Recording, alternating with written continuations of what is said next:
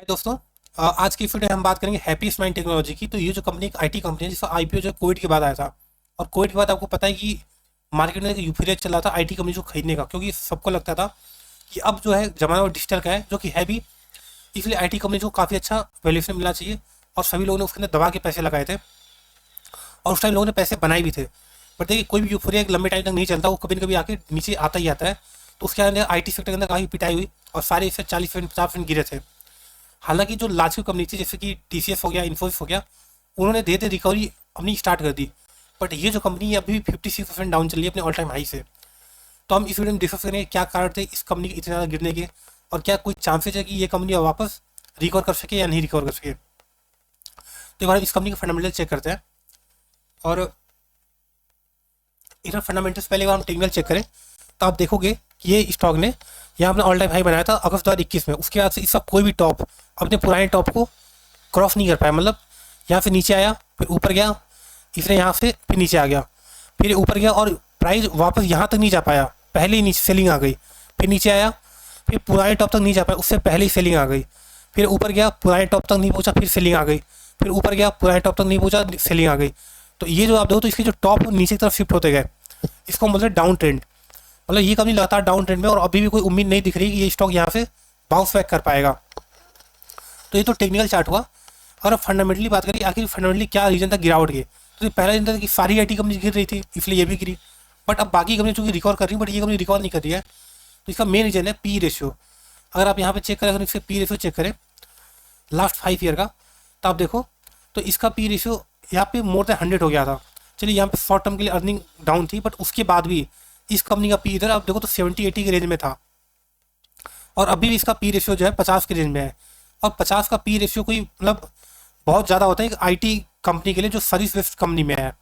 और हम देखें अगर इनके इन्वेस्टर से देखें तो इनके जो प्रोमोटर है ना अशोक फूटा, अब देखो इनके पास करीब 40% का स्टेक था जो ये लगातार बेचते रहे हैं। और आज के टाइम पे इनके पास 32% का ही स्टेक बचा हुआ है। अगर मैं यहाँ पे क्लिक करूँ तो आप देखो इनके जो प्रमोटर हैं इन्होंने क्या किया था, इन्होंने इस कंपनी के शेयर 835 रुपीज़ में बेच दिए थे। कितने क्वांटिटी? करीब 91 लाख क्वांटिटी इन्होंने 835 के प्राइस पे बेचे थे। उसके पहले इन्होंने करीब 13 लाख क्वांटिटी बेची थी 879 के प्राइस पे। तो जब कंपनी का प्रमोटर ही बेच रहा हो, ठीक है, तो जाहिर सी बात है कि वहाँ पे तो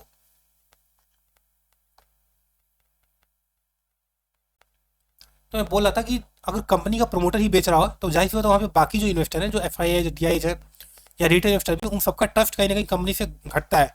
और देखिए, स्टॉक मार्केट हो या फिर लाइफ हो, ट्रस्ट एक बहुत ही इंपॉर्टेंट चीज़ है।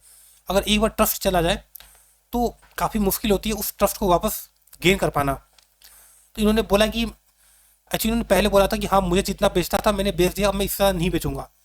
बट उन्होंने फिर से जाके बेचा। आप यहाँ देखो दिसंबर क्वार्टर के अंदर जैसे मार्च 2024 तक उनका 38% स्टेक था और उन्होंने बोला था अब मैं इसके बाद नहीं बेचूंगा, बट फिर उन्होंने फिर से 6% स्टेक बेच दिया। तो कहीं ना कहीं जो सेंटिमेंट था, जो ट्रस्ट था, वो इस कंपनी से गिरा हुआ है। लोगों को भरोसा नहीं रहा कि अब लोगों को लगता है क्या पता ये और ज़्यादा बेच दे। तो ये एक दिक्कत है इस कंपनी के साथ में कि प्रमोटर जो है सेलिंग कर रहे हैं और उन्होंने ट्रस्ट मार्केट का खो दिया है। अब प्लस आईटी सेक्टर के अंदर दिक्कत तो है ही है। तो अब देखिए इस कंपनी में करना क्या है, क्योंकि जब ये शुरू में आई थी तो कंपनी पॉपुलर क्यों हुई थी, क्योंकि जो अशोक फूता जी हैं ये लोग ये पहले किसी और कंपनी के साथ में अटैच थे और उन्होंने उस कंपनी को काफ़ी एक बड़ी कंपनी बनाया था।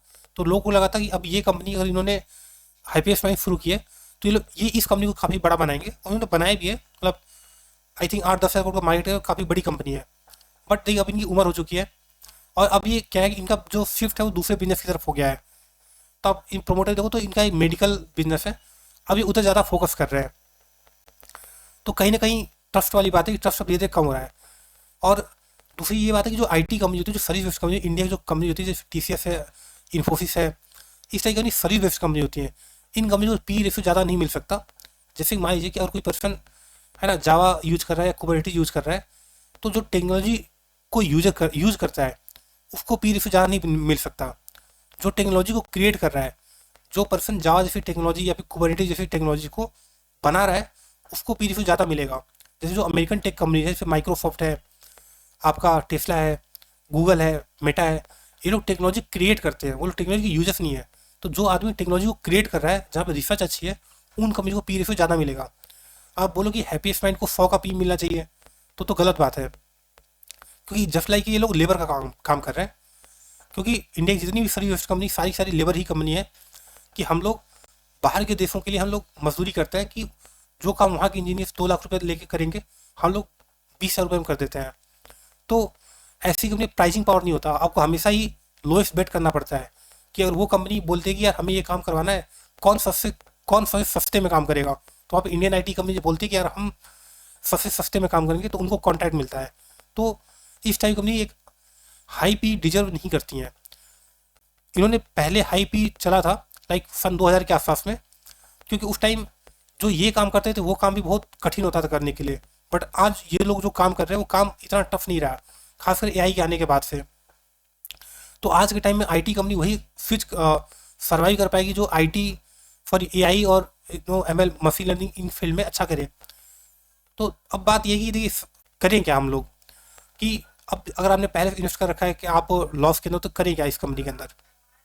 तो हमने टेक्निकल चार्ट देखे, तो देखिए फंडामेंटली कह पाना तो बहुत मुश्किल है, बट अगर हम टेक्निकल का सहारा लें तो आपको वेट करना चाहिए कि ये स्टॉक